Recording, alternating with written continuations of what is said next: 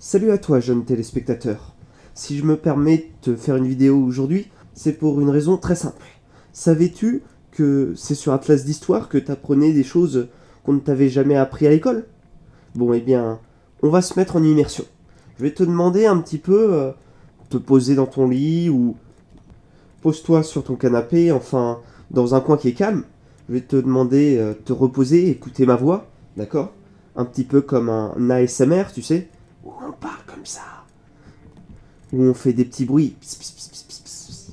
Mais on va faire ça version historique. Alors, je sais que mon public est francophone, mais on va quand même s'immerger, d'accord? Et on va s'immerger dans le monde anglophone. Alors, imagine un peu, certains ça pourrait les étonner, ou certains ça pourrait être un mauvais rêve, mais on va devoir s'immerger. Donc imagine un peu, t'es l'Empire britannique. Alors, qu'est-ce que tu aimes? Alors, tu vas me dire, en tant que représentant de l'Empire britannique, j'adore le thé. D'accord. Bon, c'est vrai que c'est sympa dans les zones, on va dire, tempérées, hein, de boire du thé chaud, notamment en Angleterre qui subit notamment les vents et les ouragans de l'Atlantique. Donc, ça, c'est pas mal. Mais ensuite, hum, alors, en deuxième, en tant que représentant de l'Empire britannique, j'adore le pognon, j'adore l'argent. Hein, donc, je fais du business et j'échange, par exemple, du thé contre des pavots d'opium, par exemple. Je dis ça à tout hasard. Hein. Bon, d'accord. Quoi d'autre? Hmm, J'aime bien aussi coloniser les pays. Hein. Les autres pays à travers le monde, bon, pas en Europe. C'est surtout pour devenir la première puissance mondiale. Ah, là, on tape sur le bon point.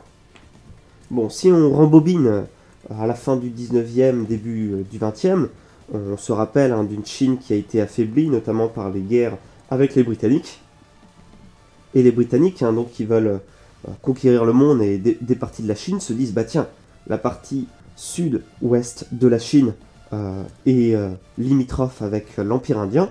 Donc si on peut un petit peu récupérer des territoires, influencer le Tibet pour que ça devienne britannique et motiver le Tibet à être indépendant pour finalement nous le récupérer, donc bien sûr je parle au nom des Britanniques, eh bien c'est ce qu'ils vont faire.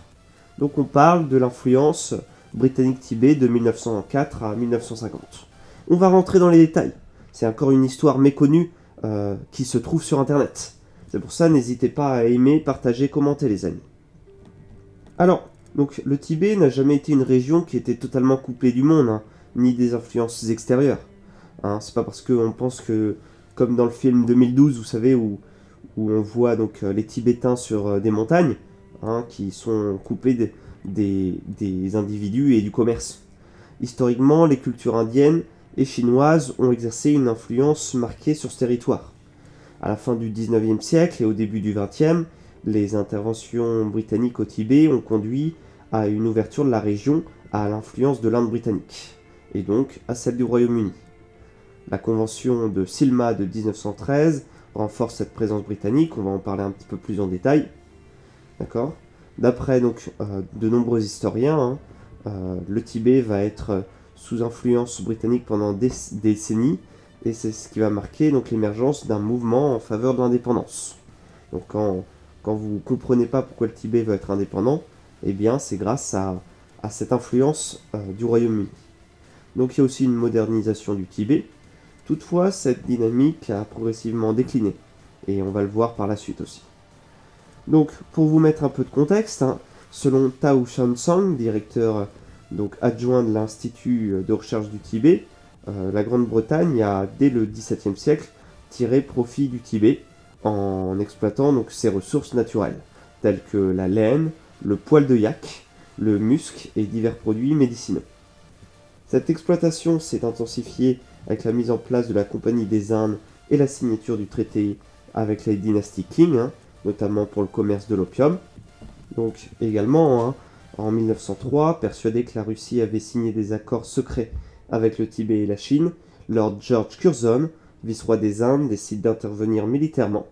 L'expédition dirigée par Sir Franz Hugh Buchan atteint Lhasa en 1904, tandis que le 13e Dalai Lama, Phloben Gyatso, s'exile en Mongolie. Donc c'est en 1904 hein, que va commencer, vous le comprenez, l'influence des Britanniques sur le territoire. Malgré donc les suspicions britanniques, aucune preuve formelle ne confirme l'implication du diplomate Bouriat, Afghan Derchov, en tant qu'agent du tsar.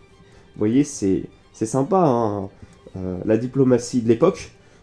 J'ai cru que tu avais dit que Atlas d'Histoire c'était nul, hein, en commentaire. J'ai cru que tu avais dit ça, je sais plus quand. Bah, ça m'a tellement horrifié que j'ai supprimé ton commentaire et j'ai décidé de te déclarer la guerre à toi, téléspectateur. Non mais on est où là, franchement? Il vous faut d'autres exemples, j'en ai plein. Hein. Tu vas dire à la maîtresse que Martin a volé ton paquet de bonbons pour qu'il se fasse engueuler. Il a jamais volé ton paquet de bonbons, il n'y en a jamais eu. Et voilà, t'es content. Non, non, mais c'est quoi ce délire? Et il y a la guerre qui est déclarée dans la cour de récré en plus. Enfin, on croit rêver quoi. C'est quoi ces manœuvres enfantines? Bon, c'est pour récupérer des territoires. On se rappelle, hein, c'est la logique, je vous l'ai dit, hein, la logique anglo-saxonne. Donc on se met dans le bain et on fait tous un effort, s'il vous plaît. Donc on part de cette proposition. Hein. On vous a même pas manqué de respect, mais vous vouliez qu'on vous manque de respect pour récupérer des territoires. Donc on est parti. Les relations diplomatiques entre la Grande-Bretagne, la Chine et le Tibet ont évolué à travers plusieurs traités. En 1876, il y a la convention donc, qui établit que le Sherfo accorde aux Britanniques un droit de passage sur le territoire tibétain. En 1890, un accord signé à Calcutta définit la frontière entre le Sikkim et le Tibet. Ensuite, donc, face à l'incapacité de la Chine à imposer son autorité au Tibet, le Royaume-Uni choisit de traiter directement avec les Tibétains. Donc le Royaume-Uni ne sait même plus qui est la Chine. Ah, vous êtes qui, vous? Ah oui, c'est vrai, c'est vous qui fumez de l'opium. Bon, ça c'est encore... bon, je ne ferai pas de commentaires. Lord Curzon considère la suzeraineté chinoise sur le Tibet comme une fiction constitutionnelle et décide d'envoyer une mission diplomatique appuyée par une force militaire en 1903.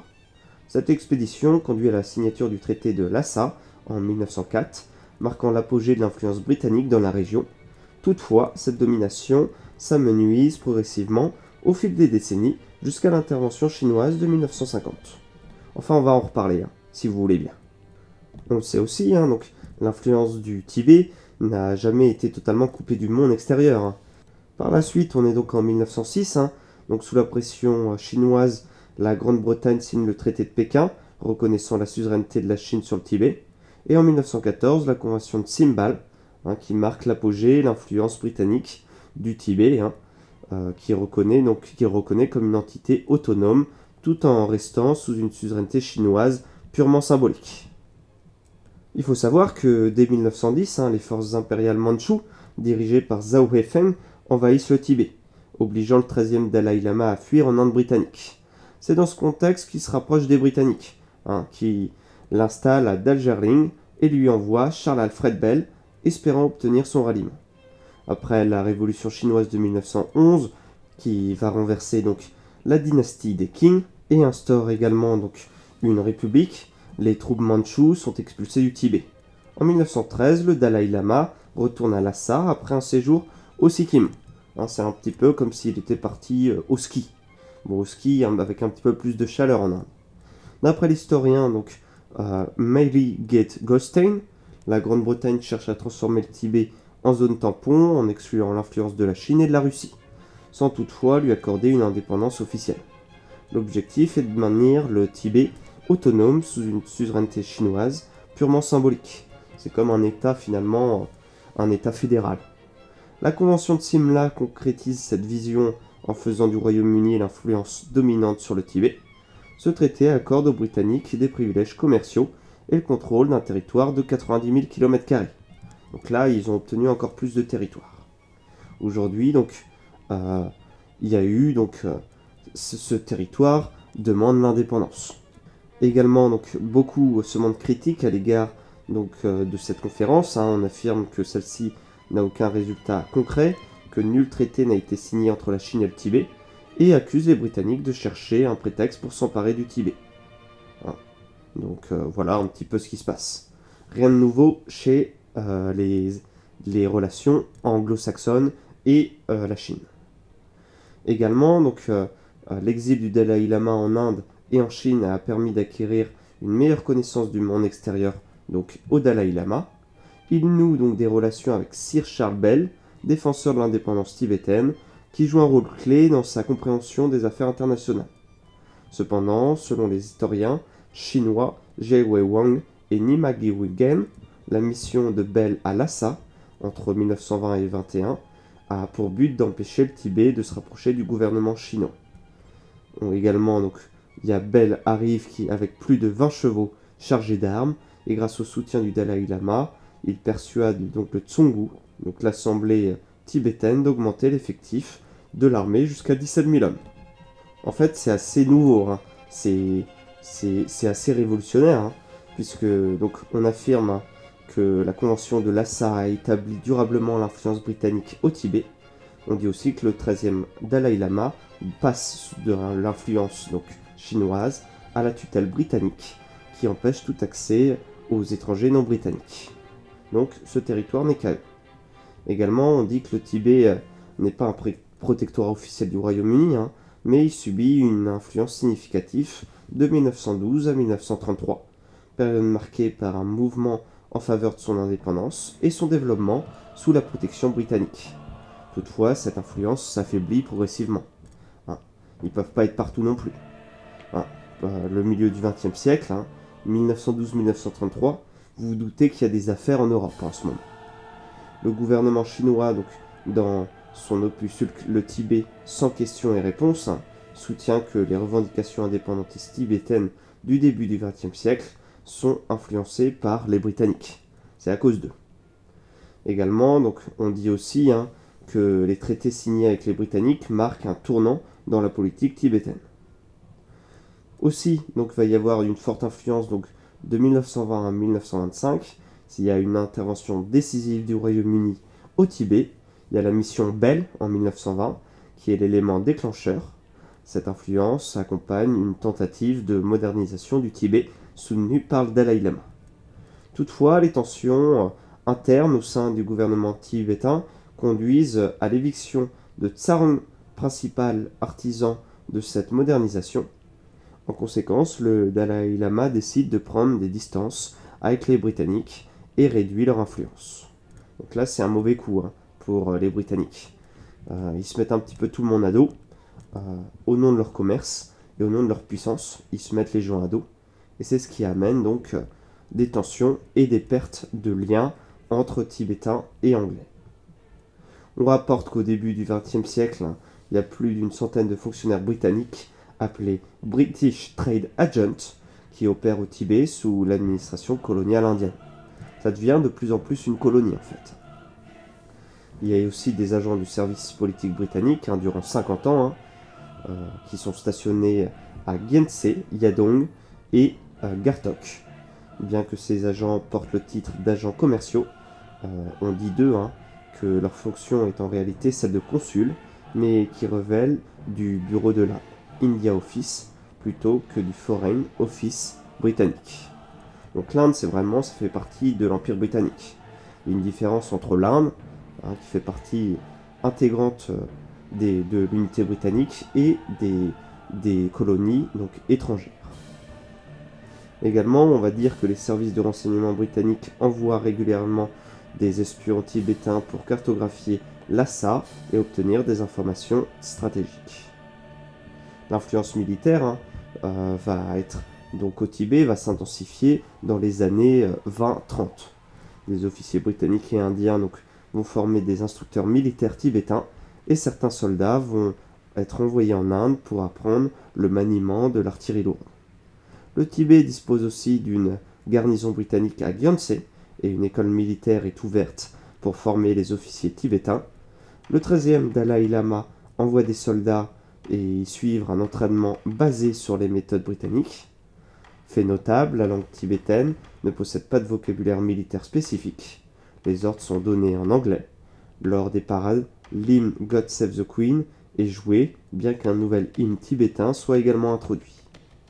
Un acteur de cette influence et Soham Wangfel Leyden, bras droit de Sir Charles Byrne, officier de la police impériale britannique, et parle couramment tibétain et anglais. Il joue un rôle majeur dans la modernisation du Tibet et met notamment en place une force de police à Lhasa en 1923-24 et supervise diverses réformes. L'érudit bouddhiste Walter Evan West dit que cette personne, donc le chef de la police de Darjeeling, est une figure influente du bouddhisme qui contribue au renforcement des liens entre Britanniques et gouvernement tibétain. Également, donc, on va introduire dans le Tibet donc, la biomédecine dans la région indo-tibétaine à la fin donc, du 19e et début du 20e. Un hôpital britannique est fondé à Gyantsé, marquant le début d'une offre de soins par les officiers du service médical indien. Parmi eux, le docteur Robert Stern forme 3 Tibétains à la vaccination antivariolique qui permet d'immuniser donc plein d'enfants dans la région au début du XXe siècle. Il y a plus de 20 membres du service médical indien qui exercent au Tibet durant la période donc, de l'influence britannique. On va aussi témoigner de l'encouragement des Tibétains pour les médecins britanniques, les seuls accessibles à une population de 3 500 000 habitants. Il souligne même les moines qui critiquaient donc, les dignitaires du gouvernement lorsqu'ils faisaient appel aux médecins anglais. Aussi, donc, le Dalai Lama, lui, ne cherchait pas à adhérer donc, à la SDN, ni à obtenir une reconnaissance à l'international. Le Dalai Lama aurait quand même sollicité Sonam Waikal, un Tibétain qui a donc voyagé régulièrement en Angleterre pour se renseigner sur l'organisation. Il rencontre des universitaires, il s'affilie donc à certains groupes. Il y a une lettre du Dalai Lama à Perse qui confirme l'existence de ces liens donc, pour pouvoir créer un pays qui ressemblerait au Royaume-Uni. Par la suite, donc, il va y avoir un déclin de l'influence britannique. En 1925, après des luttes de pouvoir intenses, Tsarang, fervent partisan de la modernisation tibétaine, et démite ses fonctions militaires. L'année suivante, le Dalai Lama rompt les liens avec la Grande-Bretagne. Par la suite, on note que certains nobles continuent d'envoyer leurs enfants en Inde pour leurs études. L'enseignement de l'anglais disparaît progressivement au Tibet. Il y a une initiative de créer une force de police à Lhasa qui échoue également face à l'opposition des moines soucieux de préserver leurs prérogatives du maintien de l'ordre.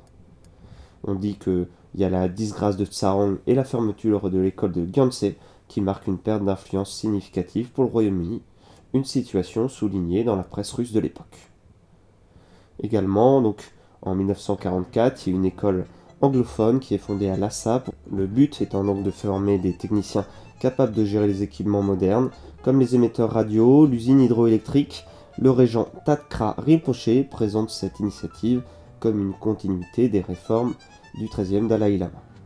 Donc l'école, cependant, ferme au bout de 6 mois sous la pression des factions conservatrices, notamment monastiques.